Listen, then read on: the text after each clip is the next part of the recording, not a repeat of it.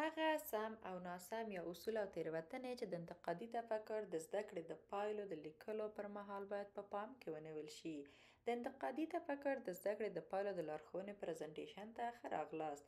دا پریزنټیشن کولی شي چې د انتقادي تفکر د زده کړې په برخه کې د اغیزمنو ښوونیزو پایلو د ترتیب لارښود په توګه وکارول شي. د درس د راژوندي کولو لپاره راځئ چې دا ووایو چې د ښوونیزو پایلو د درلودلو څخه موخه څه ده. د ښوونیزو پایلو درلودلو څخه موخه دا ده چې روښانه او څرګندې موخې برابرې شي، چې دا د دې لامل ګرځي چې ښوونیز بهیر د وخت په ځانګړو شیبو لکه د یو ښوونیز کال، سمستر او یا هم په یو ځانګړي ښوونیز پروګرام کې د همدې موخو پر بنسټ پر مخ ولاړ شي. ښوونیزې پایلې د ښوونکو لپاره د روښانه معیارونو په څیر عمل کوي او د تدریس او زده کړې بهیر د وخت ټاکل شوو چوکاټونو لکه علمي سمسترونو په لړ کې رهنمایي کوي. له همدې امله د ښوونیزو پایلو د جملو سم او روښانه لیکل ډیر اړین دی، ځکه چې د زده کړې بهیر باید د ښوونیزو پایلو سره همغږي ولري.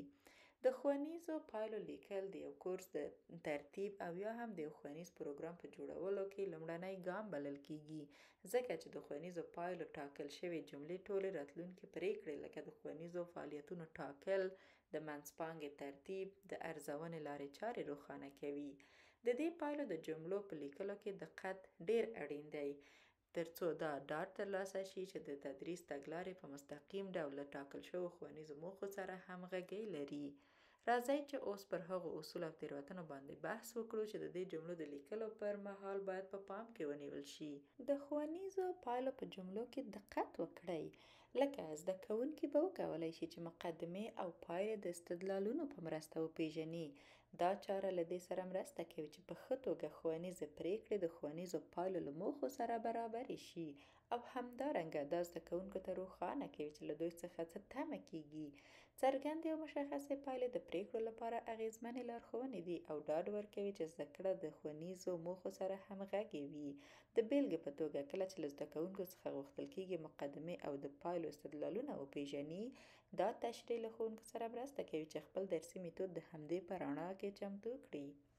داسې جملې مه کاروئ چې ټولیزې یا مبهمې وي، لکه انتقادي تفکر ته وده ورکړئ او یا هم زده کوونکي به د انتقادي تفکر مفهومونه وپیژني.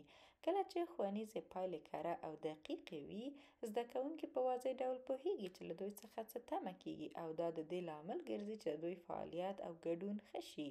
مشخصې او څرګندې پایلې له زده کوونکو سره مرسته کوي چې خپلې هڅې او تمرکز په ځانګړو مهارتونو یا علمي برخو کې ډیرې کړي. د انتقادي تفکر ښوونیزو موخو د ویلو پر مهال باید پر ادراکي مهارتونو باندې تمرکز وکړئ.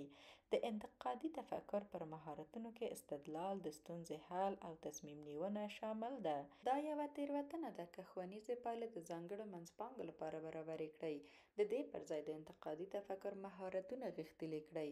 د بیلګې په توګه زده کوونکي به د ګډوډۍ یا مغالطې اړوند ځینې حقیقتونه یاد کړي. دا اصطلاح هغه بیلګه ده چې د ځانګړې منځپانګې په تړاو بحث کوي او د انتقادي تفکر پورې اړه نه لري. ښوونیزې پایلې کله ناکله یوازې په منځپانګه لرونکو کارونو ټینګار کوي او د زده کوونکو د انتقادي تفکر د کارولو فرصتونه محدودوي. د مثال په توګه که پایله داسې بیان شي چې زده کوونکي د یوازې ناسم استدلالونه وپیژني، نو د زده کړې بهیر به پر حفظ کولو محدود شي او د ژورې پوهې او د انتقادي تفکر د مهارتونو د وده کولو زمینه به له منځه لاړه شي. باید د ښوونیزو پایلو لپاره داسې جملې غوره کړئ چې د ارزونې له طریقې سره همغږې وي. همداراز د ارزونې لپاره هم باید داسې میتود څخه کار واخلئ چې روښانه کړي آیا زده کوونکي به داسې چارې ترسره کېدو وړتیا ولري چې د ښوونیزو پایلو په متن کې راغلي دي. د ښوونیزو پایلو لپاره د کره او سمو جملو انتخاب ښوونکو ته دا اجازه ورکوي چې داسې ارزونې طرحه کړي چې د ټاکل شوو موخو د ترلاسه کولو لپاره د زده کوونکو وړتیا په سمه توګه روښانه کړي. دا همغږي او وضاحت په ارزونه کې د زده کوونکي فعالیت تضمینوي. دا تېروتنه ده که چیرې د ښوونیزو پایلو داسې جملې وکاروئ چې د ارزونې لپاره ستونزمنې وي. د بیلګې په توګه زده کوونکي به د اوبو د تبخیر پروسه وپیژني. د زده کړې پایله سخته ده ځکه چې د یو کس فردي تشریح کول د نورو لپاره د درک وړ نه ده. د دې پر ځای یوه بله بدیله لار ښایي دا وي: زده کوونکي به دا زده کړي چې اوبه څنګه په بخار بدلیږي. ځکه دا د ارزونې وړ ده چې آیا زده کوونکي د زده کړې وړتیا لري او که نه. د ښوونیزو پایلو جملې باید مشخص کړي چې زده کوونکي باید څه فعالیت ترسره کړي او داسې ارزونې جوړې شي چې دا کړنه په اغیزمنه توګه وارزوي. غوره پایلې د مثبتو او د باور وړ ارزونو لامل ګرځي. پوښتنه وکړئ چې زده کوونکي کوم فعالیت باید ترسره کړي او ښکاره کړي چې کولی شي په انتقادي ډول فکر کوي. د ښوونیزو پایلو او د ارزونې د موخو همغږي نه یوازې د زده کوونکو د پوهې کچه معلوموي، بلکې د ارزونې پایلو پر بنسټ د درسي میتودونو د اصلاح او د تطبیقي ښوونیزو چاپیریال جوړولو زمینه هم برابروي. دا پایلې زده کوونکي انتقادي فکر کولو ته اړ نه کړي، نو دا به تېروتنه وي. د زده کړې موخې باید داسې وي چې زده کوونکي په پرله پسې توګه د انتقادي تفکر مهارتونه وکاروي. زده کوونکي باید په هغو فعالیتونو کې ښکیل شي چې له دوی غواړي دا مهارتونه په عملي بڼه وکاروي. دا د دې لامل ګرځي چې زده کړې لنډمهاله نه وي، بلکې یوه دوامداره لړۍ وي. دا طریقه زده کوونکو ته ژوره پوهه او د انتقادي تفکر په مفاهیمو بشپړ تسلط ورکوي. باید وپوښتئ چې د انتقادي تفکر اصلي تعریف څه دی چې تاسې د ښوونیزو پایلو د جملو د لیکلو پر مهال ګټه ترې اخلئ. ښایي تعریفونه زیات وي، خو اړینه دا ده چې خپل یا د ښوونځي کارول شوی تعریف مشخص کړئ او خپلې جملې د همغه تعریف د شته مهارتونو سره وتړئ. د انتقادي تفکر تعریف د بېلابېلو مفهومونو او جوړښتونو پوهېدو ته اړتیا لري. یو روښانه تعریف له ښوونکو سره مرسته کوي چې د زده کړې داسې مشخصې موخې جوړې کړي چې په دقیق ډول هغه مهارتونه انځور کړي چې دوی یې د زده کړې او ارزونې اراده لري.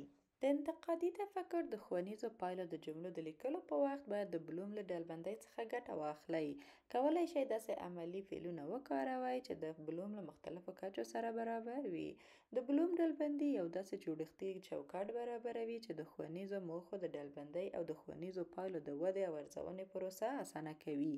د بیلګې په توګه د څیړلو، ارزولو او پنځولو په څیر فعلونه وکاروئ چې زده کوونکي ته په سمه توګه ادراکي مهارتونه ورزده کوي.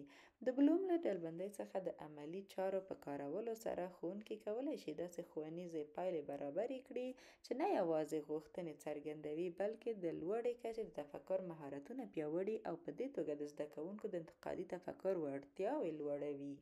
که چیرته د زده کړې موخې ډېرې پیچلې وي، دا لویه تېروتنه ده. څرګندې او ساده ښوونیزې موخې د زده کوونکو د درک او درسي لارښوونو لپاره اړینې دي. د سختو کلمو څخه ډډه کول له دې سره مرسته کوي چې زده کوونکي په ښه توګه پوه شي چې له دوی څخه څه تمه کېږي او په پایله کې د غوره ښوونیزو پایلو لامل ګرځي. باید د انتقادي تفکر ښوونیزې موخې له اړوند درسي څانګې یا مضمون سره تړاو ولري. د بیلګې په توګه د تاریخ په کورس کې زده کوونکي باید د تاریخ تفسیرونه د ابتدایي او معاصرو سرچینو پر بنسټ په انتقادي بڼه وارزوي. له درسي موضوع سره د ښوونیزو موخو تړاو ورکول د دې لامل ګرځي چې زده کوونکي په واقعي بڼه د انتقادي تفکر مهارتونه وکاروي، چې دا خپله د درسي موادو په پرتلنې سره د دوی پوهه او لیوالتیا ډیروي. له پاملرنې څخه مو منندوی یو.